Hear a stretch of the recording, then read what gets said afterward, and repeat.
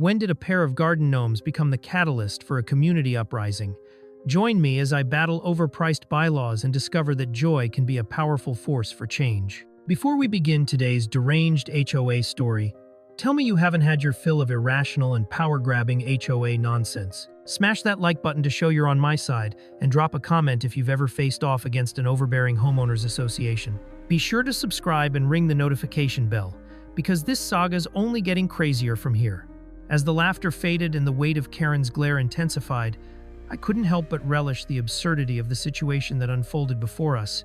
Who would have thought a quaint, suburban festival could morph into such a delectable arena for absurd combat? The more I looked at Karen, the more she resembled a cartoon villain caught with her hand in the cookie jar. That platinum bob of hers seemed to glisten under the festival lights, and I half expected it to shoot sparks as she calculated her next, undoubtedly overdramatic, move against our joyous uprising. I knew the next few moments were crucial. It was time to amplify the momentum, and with a determined grin, I began to speak again. "Ladies and gentlemen," I declared, holding my arms wide as if unveiling the most important piece of art on display, "let's put the fun in dysfunctional HOA regulations."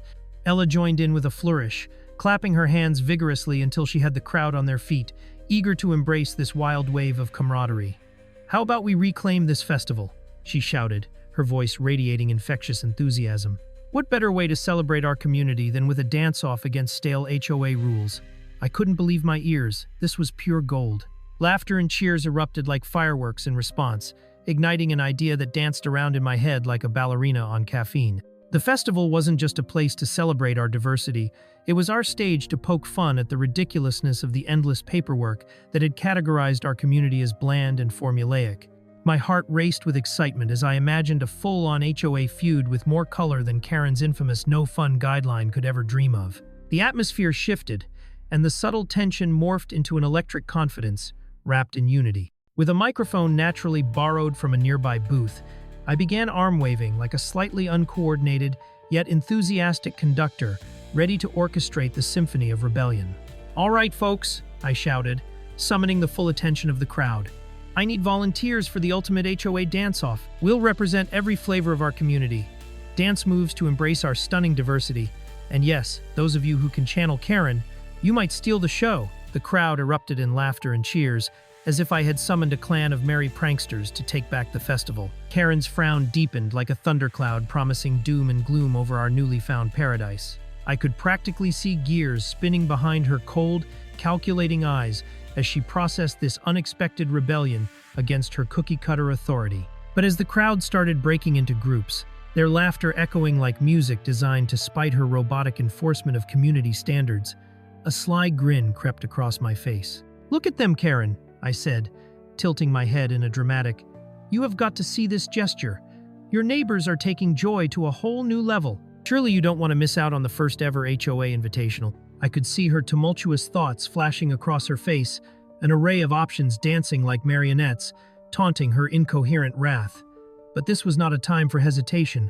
It was a time for sheer audacity, and I couldn't let the ludicrous opportunity slip away. I motioned over to Ella, who was determinedly orchestrating a conga line, leading our neighbors with an impressive display that forced more than a few reluctant smiles onto formerly serious faces.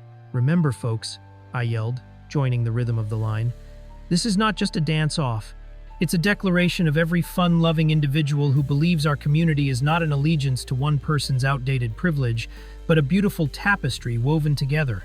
And with that, chaos reigned not just as a theme, but as a manifestation of our unity, bringing alive a potent potion of irreverence and joy that wobbled on Karen's tight-fisted grasp of authority. In this moment, Karen was not merely a tyrant, but a tragic figure with a telltale sign of defeat etched across her face. As the uproar around her grew louder, I noticed familiar faces among the revelers. Ms. Thompson, the retired librarian, bustled along with an impressive swing dance that threw the warping HOA formality out the window. Fred from down the street attempted what can only be described as a mix between the cha-cha and a dizzying spin, his "you can't get me" attitude shining through. I waited for Karen to retaliate, to let her claws show through the fabric of her tightly controlled demeanor, but instead, frustration bubbled inside her like an overcooked pasta. In a climactic twist, she turned on her heel with a voice that only could be described as seriously offended Starbucks barista declaring, This is unacceptable. You are all violating multiple, unnamed HOA guidelines. Oh boy, talk about a futile attempt. It was poetic, really. There she stood, a lone figure against a cascade of colorful chaos, stuck in an ironic whirlwind of her own making. With each attempt to impose her authority, the snickering masses erupted anew into fits of laughter. This was the moment I had longed for, where Karen's entitlement met the irrepressible spirit of our community, and all I could think was, whoever thought standing up for love would look this good? In that instant, it became abundantly clear. Our neighborhoods were too alive, too vibrant, and too unwilling to acquiesce to the drab demands of the shrewd HOA president. In contrast to her dwindling power, we had grown into an irreverent entity united by joy, laughter, and a dash of mischief. It may have started with the bold exposure of those outrageous emails, but now it was growing into a movement. And while Karen desperately looked for an exit from this fiasco that was her carefully crafted reign, I had a new mission: to make sure the world, and specifically our quirky neighborhood, truly felt the roaring heartbeat of its community spirit. Would she finally see the light, or will Karen continue to couch her authority in privilege and rigidity? With so much boiling over, this vibrant rebellion was just getting started. If there's one thing I learned during my showdown with Karen, it's that the absurdity of authority often implodes under the weight of collective laughter. As her stunned face twisted into the mask of a cartoon villain left utterly perplexed, I reveled in the realization that the sheer joy radiating through our community had cracked her icy resolve like a frozen pond in mid-spring. A flood of laughter erupted from the onlookers, spitting their lemonade back into cups as the ice melted under the sizzling pressure of unexpected rebelliousness. In that moment, I was a gladiator in the arena, feasting on the sweet fruits of laughter while Karen looked on, her fingers twitching as if she was still trying to whip up an arsenal of HOA rules to smite us with. But against the backdrop of dancing neighbors and spontaneous friendship, her arsenal seemed painfully outdated. As I stood there, with the microphone clasped in my hand, I felt the sudden urge to give the performance of a lifetime. Adults began to link arms, setting the stage for an impromptu line dance against the backdrop of the festival's fading bandshell music. "Can I get a country waltz? How about a salsa?" I shouted, my enthusiastic hand gestures guiding our makeshift dance-off as it transformed into a glorious, chaotic display of zest and unity. And yes, there was Karen standing, disheveled and beleaguered, a misplaced ruler trying to maintain order at a rabble-rousing circus.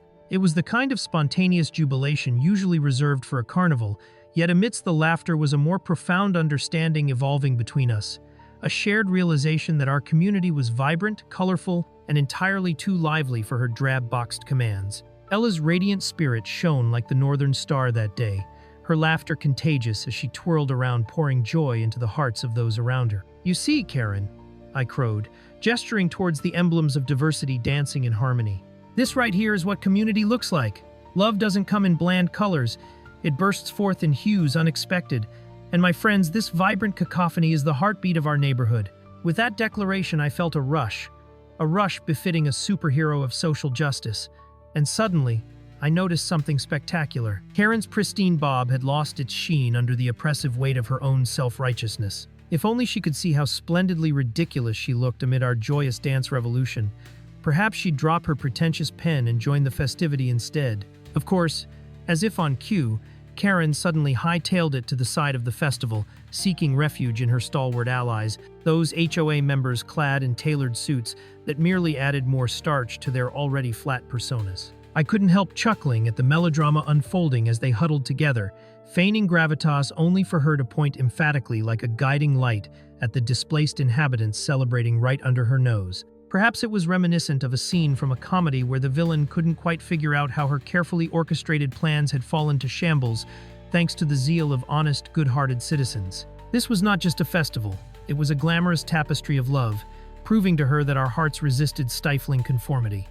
But wait, here she came again, stepping boldly toward us, bolstered by her bewildered minions, her high heels clicking like a metronome counting down the decorum she thought she could reclaim. "You are all in blatant breach of HOA guidelines," she screeched, her voice piercing through our revelry like a runaway violin hitting high notes.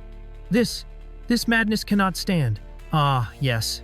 Now we were truly cooking, the sweet aroma of a potential fight wafting through the air like glorious cinnamon buns fresh out of the oven. The crowd burbled for a moment, then exploded in laughter, drowning her shout with waves of joyous resistance. And may I point out, I countered as the laughter echoed like a battle cry. The only real breach is your oppressive reign over the people who simply want to feel the rhythm of life without being stifled by a weighty rulebook. And so, as she looked around, desperately trying to get the crowd on her side, the reality cracked through. Nobody was listening to her anymore.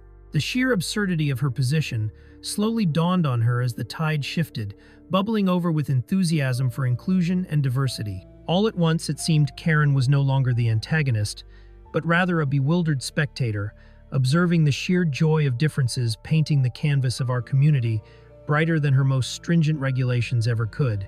With her facade beginning to break, it became evident that the laughter now mingled with the air, cultivating a bold determination. This was not just about quelling her tyranny, but about finding liberation in the celebration of who we truly were. How could she possibly expect to tame a colorful collage with the monochrome paintbrush of her ideals? Just as I thought life couldn't get any more absurd, an older neighbor, Greg, sporting a Hawaiian shirt and a grin wider than the horizon, began breakdancing in the center of the makeshift dance floor. The crowd erupted in a chorus of disbelief as the older gentleman shredded across the pavement like a roller skate on ice. His mashup of unexpected moves sent the crowd spiraling into unexplained laughter. Yes, the battle was now being fought through sheer charisma, laughter, and love.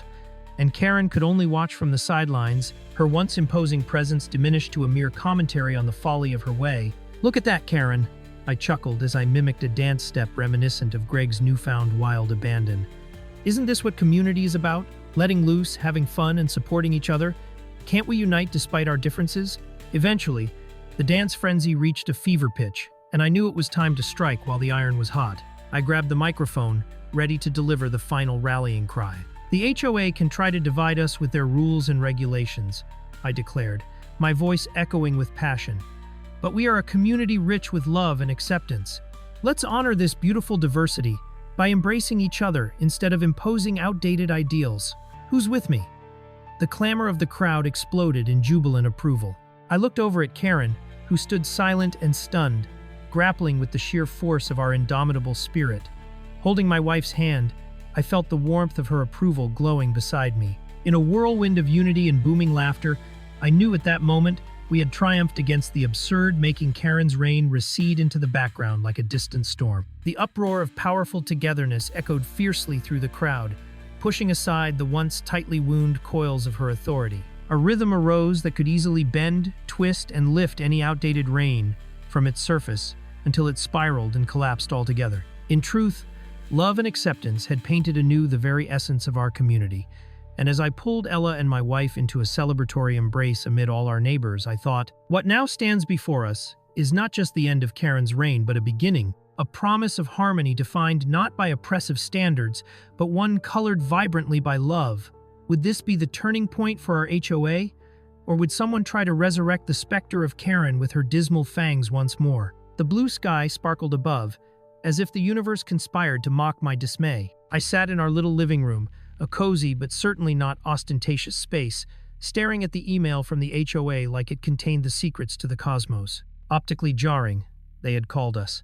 My beautiful dark-haired wife and me, a radiant fusion of cultures wrapped in love. Instead of a welcome, we'd been met with an unceremonious slap from the bitter hand of authority wearing an apron of faux propriety. Who knew a pair of obedient garden gnomes could somehow threaten the very mulch of their rigid standards? They clearly hadn't seen my collection of vintage superhero comics yet. They were a bright explosion of color, not unlike our lives. Fueled by outrage and enough caffeinated beverages to power a small city, I decided it was time to bring this absurdity to light. I called Ella, who greeted my plan with the enthusiasm of a preteen at a pop concert. "Jordan, this is going to be legendary," she squealed. Her enthusiasm was infectious, like a good meme that could spread for miles. We brainstormed ways to expose the emails that detailed the HOA's ludicrous bias. Then it hit me like a lightning bolt on a summer day. What if I plastered their emails on a billboard? Not just any billboard, but the gigantic one at the busiest intersection in town. I could already envision the gasps, the rolling of eyes, and even the chaotic frenzy of confused onlookers. Would I be considered a hero or a social media pariah? Honestly, I was all for the potential internet fame. With a spark of creativity and rebellious spirit, I marched into the Billboard company the next day, buoyed by my caffeine high and a dozen sarcastic one-liners to navigate any negativity. I exuded confidence, though definitely not poised like Karen, whose bob could slice through unsightly constructs of the mind with surgical precision. I laid out my concept, complete with bold letters and an array of bright colors that would make any HOA member's heart race. "You mean to tell me," I quipped, leaning forward dramatically, "that these emails have been translated into a visual symphony of sass and absurdity, because I can't keep this to myself." The Billboard dude just stared, wide-eyed and slightly bewildered, but I could see the faintest hint of a grin forming. By that weekend, the Billboard was up, and my heart raced as I stood across the street in all my graphic tee glory. The canvas boasted the HOA's original email in all its judgmental splendor. Beneath that revolting display of elitism, I had added a caption, "Optically jarring, we prefer tasty tacos and good vibes." Ella and I high-fived what felt like 100 times before I pressed post on my social media, sending the image into the digital universe like a badly framed selfie after a wild night. I could only imagine the uproar, fingers tapping away, notifications piling on, and community forums lighting up like a Christmas tree streaming with lights. The reaction was immediate. Searching for that popcorn emoji to munch on through the chaos, I joined the fray. Some residents found it humorous, even applauding our audacious stand against unyielding entitlement. Others? Well, let's just say a few of those optically jarring folks took offense to their self-proclaimed royal behavior being thrown out into the public square like garbage on trash day. A local news outlet picked up the story, and soon enough, Karen, resplendent in her meticulously tailored skirt, was fuming furiously, phone glued to her ear as she rattled off diatribes of civilization's downfall to anyone who'd listen. The irony was rich. This woman, entangled in her own bubble of judgment, wasn't ready for the tornado of reality I had unleashed. With every threatening email Karen sent, my resolve only grew stronger. How could she still wield her authority like a blunt instrument, while being obliviously misaligned with the rhythm of our diverse community? I snickered at the thought of her showing up to a town hall filled with neighbors who suddenly, and bewilderingly, wanted to engage in actual dialogue. Maybe there was hope yet. Everyone was sharing their experiences of discrimination, rooted in the hair-splitting distinctions the HOA had imposed. I felt like a digital Robin Hood. But instead of stealing from the rich, I was shaming them into submission. Would we win this battle against homogeneous oppression, or would Karen muster enough power to call upon her army of outdated standards? As the days rolled by, it became clear that my little billboard had blossomed into a full-blown movement, fueled by coffee, good friends, and the absurdity of life itself.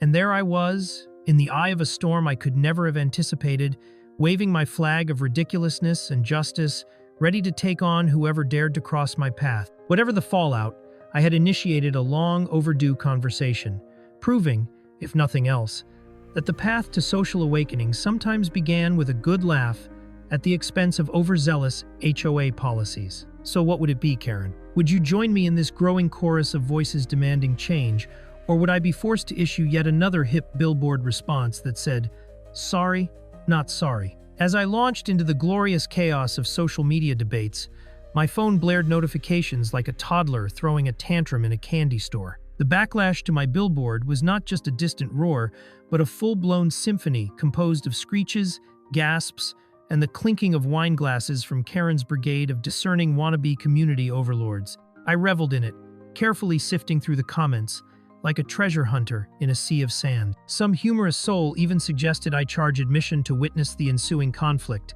a veritable reality show unfolding right before our very eyes. Coming soon to a theater near you, HOA Wars, I mused wistfully, picturing Karen and me as the star-crossed, antagonists dodging each other's passive-aggressive emails in a showdown of civilized discourse. Ella, full of contagious optimism and armed with mismatched socks that somehow radiated positive energy, was my ride or die through this delightful ordeal. She suggested we throw a block party as a counter to the HOA's pretentiousness, a festive gathering that would showcase not only our diverse backgrounds, but also the flavors and music that made our community sparkle with life. "If they think we're optically jarring," she proclaimed, throwing her hands up in a sort of interpretive dance, "let's dazzle them with the radiance of our taco truck and a mariachi band." I couldn't help but laugh. I mean, who really needed Karen's approval to celebrate life, liberty, and really great food? The thought of Karen fainting at the sight of a piñata, decorated extravagantly with all the colors of the rainbow, was too delicious to ignore. Block party it is, I declared, channeling my inner king of momentum. We set out to spread the word, printing colorful flyers that shouted unity and diversity and celebrate cultures through carnitas. I envisioned neighbors pausing their garden digging long enough to realize that diversity wasn't just an abstract idea, it was living, breathing, and adorned with quirky food trucks and eye-popping art, all embedded in a fabric of community spirit resistant to the withering gaze of Karen's judgment. I even added a tagline, "Keep your garden gnomes. Join us for a potluck instead." The digital realm exploded, and thanks to Ella's connections, we had influencers lining up and hashtagging Unity Fiesta. Karen was not enjoying herself, a fact I relished with every fiber of my caffeinated being. As the weekend approached, anticipation crackled in the air like popcorn popping in a microwave. The park transformed into a vibrant bazaar, with neighbors setting up booths showcasing cherished dishes from every corner of the globe. A delightful chaos ensued as Ella and I collaborated our connective tissues of community.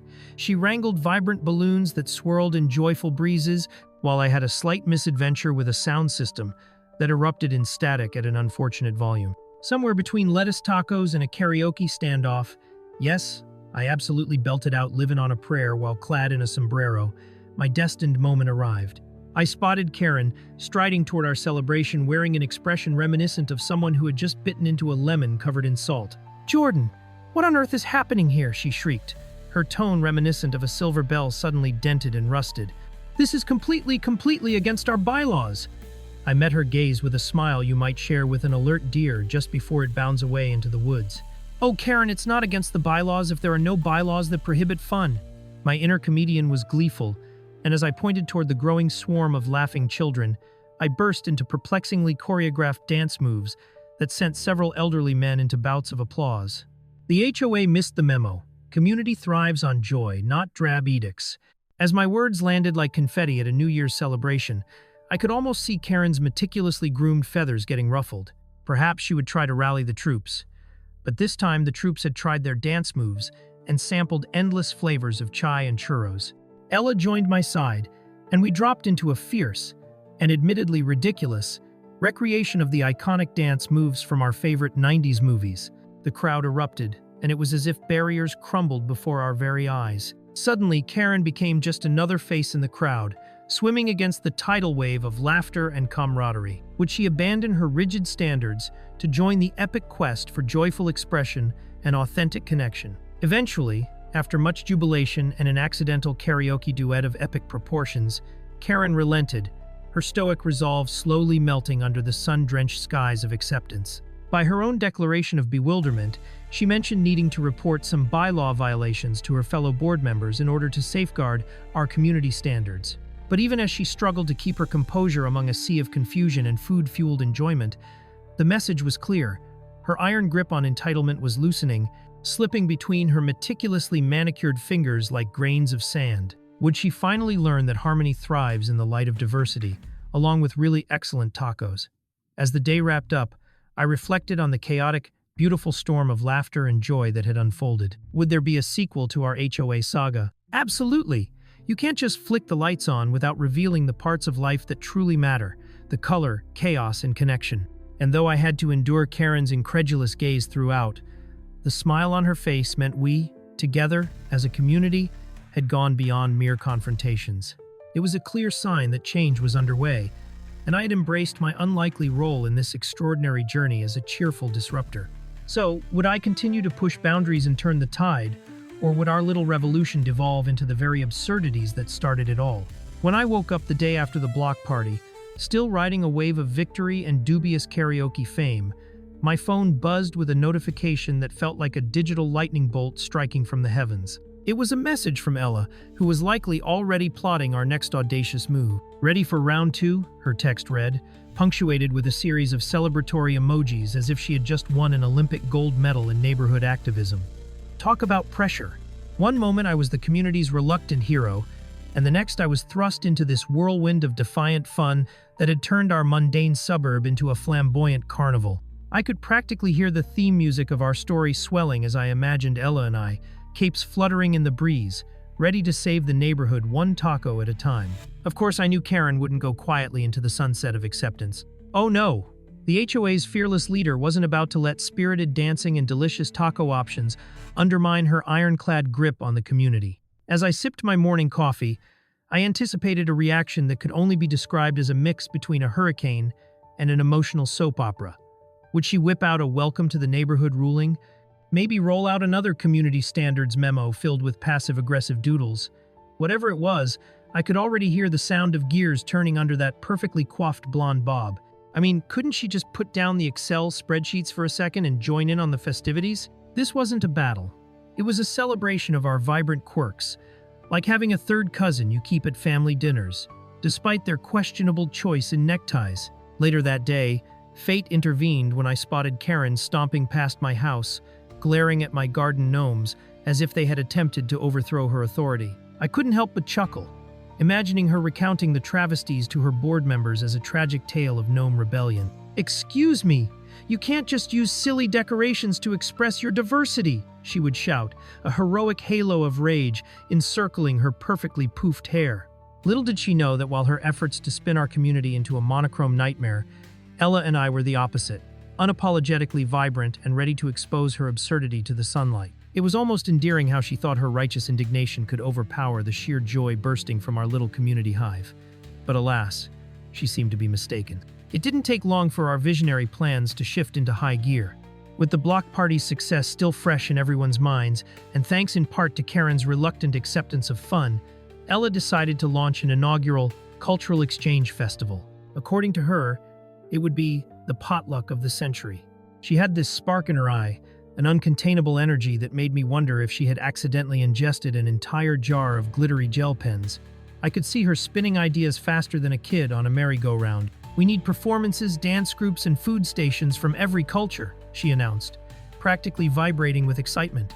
But as I nodded along, I could hear Karen's silent screams echoing in the back of my mind, like a lament from an aristocratic ghost. The festival was going to be a cavalcade of culture that could transform even the stuffiest HOA meetings into dynamic dance-offs. With every passing day, our plans took shape, and soon, we were knee-deep in logistics and contact lists. Suddenly, I found myself in the hilariously chaotic position of coordinating a festival that would light up our suburban lives like the 4th of July. Each conversation was laced with overlapping ideas, exuberant giggles, and the logistical struggles of figuring out what people from 6 different cultural backgrounds associated with picnic dishes.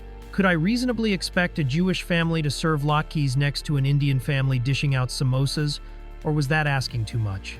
Questions swirled around my head like confetti in an avant-garde parade, but my determination only grew stronger. This was going to be our ultimate platform to showcase our community's beautiful mosaic. The festival day arrived with the air electrified from anticipation. The park was filled with colors, sounds, and scents whipping through the air like magic. There were dancers swirling in vibrant costumes, musicians strumming lively tunes, and booths lining the paths, where neighbors introduced each other to flavors and traditions from around the world. I couldn't help but beam with pride as I watched Karen hover on the outskirts of our incredible tapestry, her brow furrowed and lips pursed. This was like watching someone decide between belly dancing and ripping off their sequined outfit in sheer frustration. If she would only let go of her control freak tendencies for one moment, she might realize just how stupidly fun all this really was. And yet, faint waves of apprehension washed over me as Karen's bobbing head seemed ready to trip into the nearest food station at any moment. As I made my rounds, I couldn't shake the feeling that she might actually try to regain control by declaring a sudden, mandatory HOA meeting amidst the fiesta. It was a disaster waiting to happen, a real launch pad for tension. But then again, how fun would it be to watch her scramble amidst a crowd unified in laughter and delicious, multicultural dishes? I chuckled aloud at the thought, picturing her pen poised over a notepad, trying to take notes while a couple of teenagers started a dance battle right next to her. Little did Karen know, today was not simply about food and fun. It was our grand statement against division in the most theatrical way possible. Would she join us, or would she remain a lone cloud amidst a rainbow? As the sun glinted off the festival decorations like it was the world's shiniest disco ball, I couldn't help but feel like a proud parent watching a toddler take its first steps. Except in this case, it was a vibrant cultural festival instead of a wobbly baby. Neighborhood children spun in circles a little too wildly, their laughter ringing out like high-pitched musical notes. Each booth, with its array of tantalizing dishes and bright displays, felt like a spotlight aimed at all the community's vibrancy the HOA had tried so desperately to stifle. Magically woven together, the multicolored fabric of our community was being stitched right before my eyes, and while I soaked it all in, I also kept a suspicious eye on the orange-shaded, determined figure lurking like a storm cloud in the distance. Karen Wells herself, HOA president and passionate purveyor of everything bland. To my absolute astonishment, there she was, clad in a crisp, understated outfit that somehow looked like it had been engineered in the business casual meets armed services lab. Karen was obsessively scribbling on a notepad she had whipped out like a magician reveals a rabbit. She hovered near a booth serving churros, the slight twitch of her left eyebrow indicating deep conflict. Was she enjoying the culinary delight or preparing a rebuttal as to why sugar-coated snacks didn't meet her preposterous HOA guidelines? The very notion sent me into silent fits of laughter. I imagined her sticking her hand in her perfectly coiffed hair and shouting, "Churros are thus considered a violation of community standards." But instead of cringing, I was filled with unapologetic joy. This was too delicious an opportunity to pass up. Just then, Ella bounded over, her curls bouncing with her every step. "Jordan, look, that booth over there has boba tea, and they're also showing everyone how to make mochi." She gestured enthusiastically, nearly colliding with a group of traditional dancers. It was as if she was the festival's own Energizer bunny, swirling through our bustling community with unstoppable enthusiasm. I grinned back at her, caught up in her infectious excitement. If only we could serve up Karen's finest complaints alongside, I quipped, chuckling at the thought of an entitled entries booth decorated with her most eyebrow-raising memos framed as art. I envisioned a gallery of snarky HOA rulings complete with bemused spectators asking where they could find the no fun sign in print. Just then, we were jolted from our rib-tickling banter by a sharp, commanding voice that cut through the festivities like a knife through butter. "Everyone!" Karen bellowed, an unexpected frown painting her features. "This is a blatant disregard for our community standards. You can't just turn a wholesome suburban day into a carnival-like extravaganza." The crowd went silent, their attention shifting from exuberant mingling to the eccentricity of Karen's indignation. For a brief moment I felt time stretch, suspense crackling through the air like electricity. It was like watching a wild animal trapped at the edge of a cliff. One misplaced step and it was bound to tumble into the great abyss of disaster. Without missing a beat, I harnessed my gallows humor, channeling my inner stand-up comedian. "Well, Karen," I began, placing my hands on my hips and adopting a faux sophisticated tone. The taco was also judged for being non-compliant when it tried to join the neighborhood. That's like judging churros for being too sweet. Gasps of laughter rippled through the crowd, and I could see the corners of Karen's mouth twitch with what was probably a hint of restrained fury. With a sense of victorious delight, I leaned back against the festival's vibrant wall of influences, realizing I had somehow become the master of ceremonies in this delightful chaos, a hybrid of neighborhood jester and Revolution 101 instructor. Ella joined in as a backup cheerleader, arms raised in solidarity, and called out, "Let's share some real community standards. How about kindness, inclusivity, and just a sprinkle of fun?" The chorus of support erupted, laughter mixing with nods of agreement. Each tittering laugh added layers to the joyous symphony, festooned with the undeniable sense of unity in contrast to Karen's past attempts to divide us. I caught glimpses of neighbors stepping forward to embrace this newfound camaraderie. It felt transformative, like watching a beautiful watercolor come alive on the canvas of suburban life. What Karen viewed as a chaotic spectacle was quickly shifting into a testament of our genuine community spirit, one that welcomed all backgrounds, flavors, and music. Yet as the tension bubbled beneath the festival's surface, I couldn't shake the growing sense of satisfaction that tumultuous tension often brings. I watched Karen's hands shake slightly, as she debated whether to give in or double down and unleash a new wave of HOA rules. Somewhere in playful chaos stretching before her, I could practically hear an internal war waging in her mind. If she declared a new committee to regulate fun, I might find a way to design creative protest posters out of paper mache after all. Who could resist Karen's fun emergency management team? That notion bubbled up like effervescent champagne, igniting my very soul with inspiration. I leaned in closer to Ella, feelers out and ready for anything, prepared to clasp her and dive heart first into this delicious mischief. What would Karen do next? The world's most uptight controller of fun. With Karen's perplexed expression dancing before me, I knew we were on the brink of something monumental. How could I stoke the fires of this revelry further? This festival wasn't just an event, it was a revolt against oppression wrapped in guacamole and sprinkled with joy. Would she finally realize that we were all on the same team, celebrating our differences? Or would she instead bury herself deeper in her tailored outfits and passive-aggressive memes? The colorful world before me was nothing short of a vivid canvas for rebellion. The question was, just how far we could stretch the vibrant fabric of our beloved community before Karen called it quits. The stage was set, and living in a vibrant world where fun reigned over conformity had never felt so intoxicatingly exhilarating. Thanks for sticking around with me through the chaos to the end. Want more high-stakes HOA drama? Check out our recent HOA clash with the video on the right, or let YouTube pick your next wild ride with the video on the left. Whichever way you go, buckle up. There's plenty more HOA insanity on the way. Tune in again for more HOA chaos.